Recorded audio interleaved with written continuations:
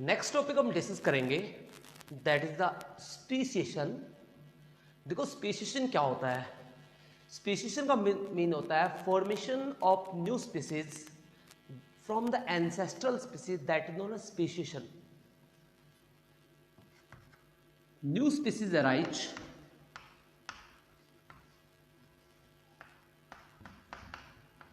arise from ancestral species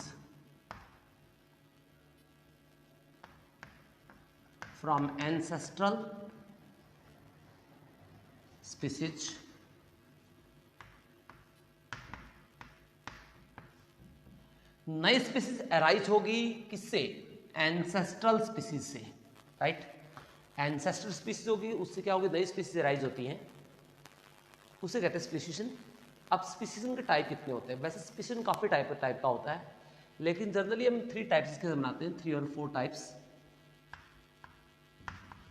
अब इसके flow chart के थ्रू देखते हैं इसके टाइप्स कौन कौन से होते हैं। एक होता है एलोपैट्रिक,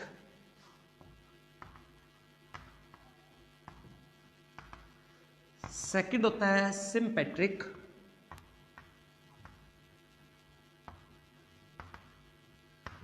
और थर्ड होता है that is the पैरापैट्रिक।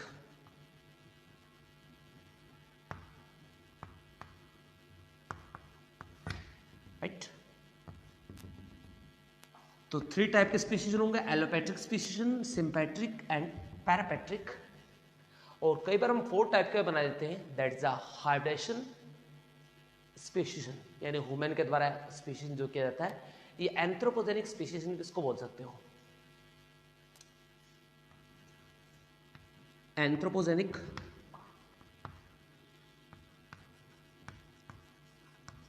Species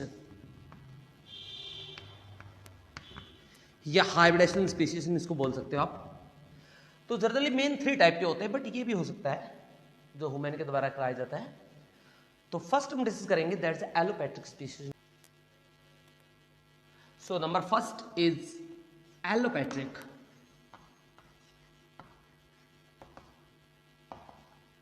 Speciation.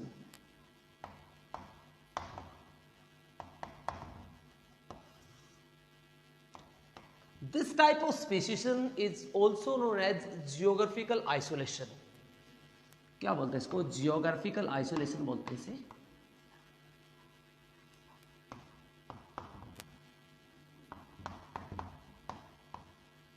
What is geographical isolation? इसमें जनरली हम देखते हैं कि जो स्पीसीज होती हैं वो ज्योग्राफिकली आइसोलेट होंगे। ज्योग्राफिकल आइसोलेट का मतलब होता है यहाँ पे ज्योग्राफिकल बैरियर आएगा, और ज्योग्राफिकल बैरियर की वजह से क्या होगा? 2 स्पीसीज के बीच में एक बैरियर क्रिएट होगा, और वो स्पीसीज लॉन्ग टाइम के बाद आपस में रिप्रोडक्शन नहीं कर पाएंगे, और उनके बीच में क्या हो जाएगा? और वो नई स्पीसीज अराइज हो जाएंगी। समझने के लिए आप जस्ट इमेजिन करिए कि ये एक पीस ऑफ लैंड है। आप मान लीजिए एक पीस ऑफ लैंड है ये,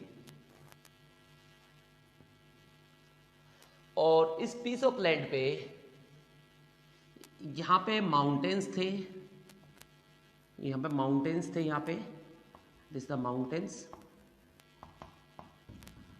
और इन माउंटेन से एक रिवर निकलती थी। यहां पे एक रिवर जाती थी इस तरह से, दिस द रिवर।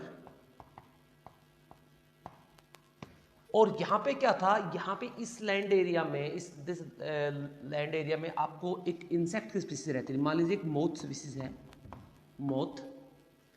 वो मोथ स्पीसीज इस एरिया में रहती थी, इस ग्रास लैंड एरिया में।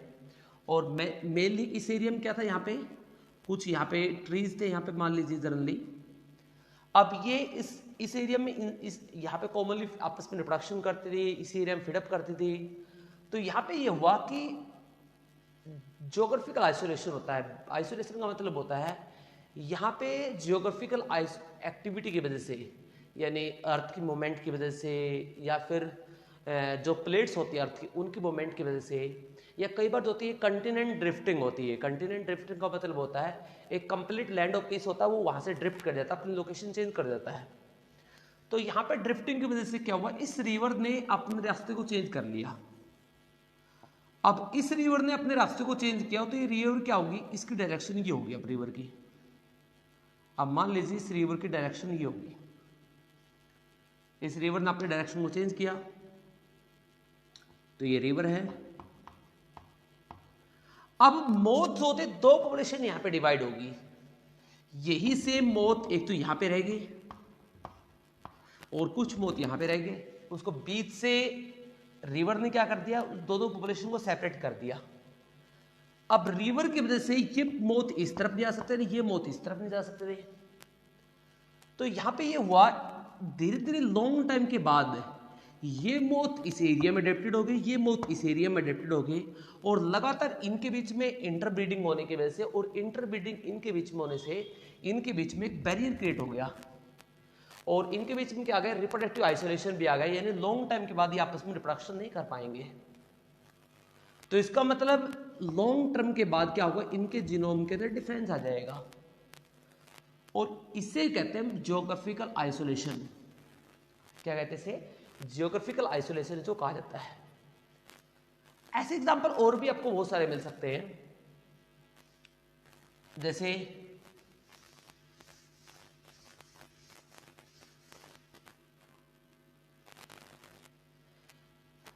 एग्जांपल देखिएगा। अब इसकी एग्जांपल यहां पे मैं आपको और दे रहा हूं। जैसे मान लीजिए ये माउंटेन्स थे, यहां पे ये माउंटेन्स हैं यहां पे। अब इस माउंटेन के यहाँ पे कुछ जिम्नोस्पर्मिक प्लांट यहाँ पे ग्रो होते हैं। मान लीजिए कुछ जिम्नोस्पर्मिक प्लांट यहाँ पे ग्रो होते हैं और यहाँ पे क्या होता है, इनके अंदर सीड बनता है और सीड जब नीचे गिरता है तो नए प्लांट यहाँ पे अराइज हो जाते हैं। यहाँ पे काफ़ी बड़ी पॉपुलेशन है। अब बाई चांस क्या हुआ, इस तरफ ये ट्रेंड्स में कुछ भी नहीं है, यहाँ पे कोई प्लांट नहीं है जनरली। तो क्या हुआ, बाई चांस इसके कुछ सीड इस एरिया में पहुँच गए, बाई चांस यहाँ पे किसी बर्ड्स के द्वारा या किसी और कैरियर के द्वारा इस एरिया में ये लेके गए। अब यहाँ पे ये जिम्नोस्पर्म ग्रो हुआ, बट ये अकेला था, ये रिप्रोडक्शन नहीं कर पा रहा था क्योंकि ये मान लीजिए साइकस का प्लांट है, इसको मान लीजिए मेल है, इसको फीमेल चाहिए, यहाँ पे फीमेल थी नहीं, तो या फिर फीमेल थी मेल नहीं था ये। तो इसने क्या किया, लॉन्ग टर्म के बाद अपने आप को सर्वाइव करवाने के लिए क्या किया है, इसने विदाउट सीड या फिर पार्थेनोजेनेसिस या पार्थेनोकार्पिक मेथड होता है, यानी फोल सीड बनाना, एपोमिक्टिक सीड्स को बोलते हैं, वो सीड बनाने स्टार्ट करती है। फिर विदाउट सीड जर्मिनेट होना स्टार्ट कर दिया, वेजिटेटिव मेथड स्टार्ट कर दी। तो हमने देखा कि लॉन्ग टर्म के बाद जब ये पॉपुलेशन सर्वाइव कर रही थी, इनके पास किसी के पास सीड नहीं थे, ये सारे वेजिटेटिव प्रोपेगेशन से बन रहे थे और ये सारे सेक्सुअल प्रोडक्शन कर रहे थे। तो ये आपस में लॉन्ग टाइम के बाद जब इनके बीच में ब्रीडिंग करवाने की कोशिश की गई तो ये आपस में रिप्रोडक्शन नहीं कर पाएंगे, राइट। तो ये एग्जांपल हो सकता है जियोग्राफिकल आइसोलेशन का, right.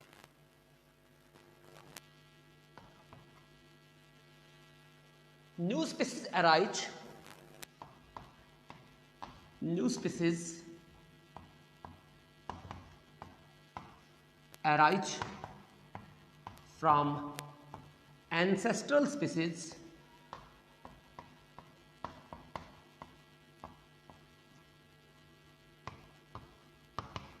due to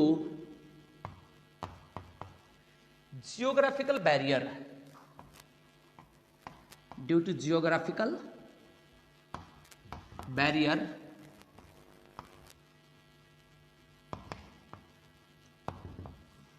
geographical barriers? Some barriers such as like river, mountain,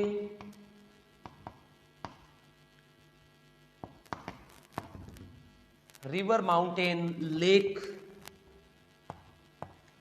कोई बहुत बड़ी लेक हो और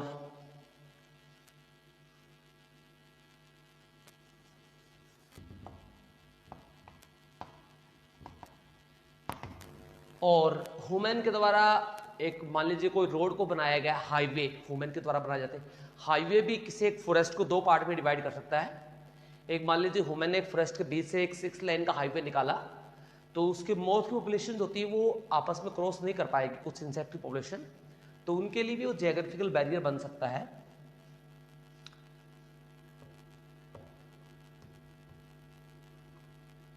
रोड हाईवे,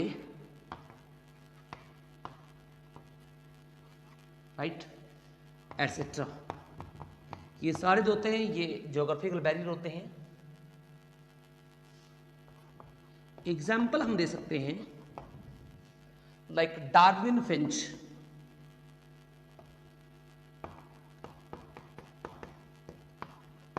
डार्विन फिंच, जो डार्विन द फिंचेस थी उनका एवोल्यूशन क्यों हुआ था? उनका एवोल्यूशन हुआ था एक ज्योग्राफिकल बैरियर की वजह से, और वो ज्योग्राफिकल बैरियर कौन सा था? That's a volcano. कौन सा था? वोल्केनो। तो वोल्केनो की वजह से नई स्पीसीज यहाँ पे अराइज हुई थी, बहुत सारी, यानी करीबन 22 स्पीसीज, एक स्पीसीज यानी ग्रीन ईटर से बनी थी। तो इसका रीजन क्या था? Due to volcano geographical barrier, right. So that is about the allopatric speciation.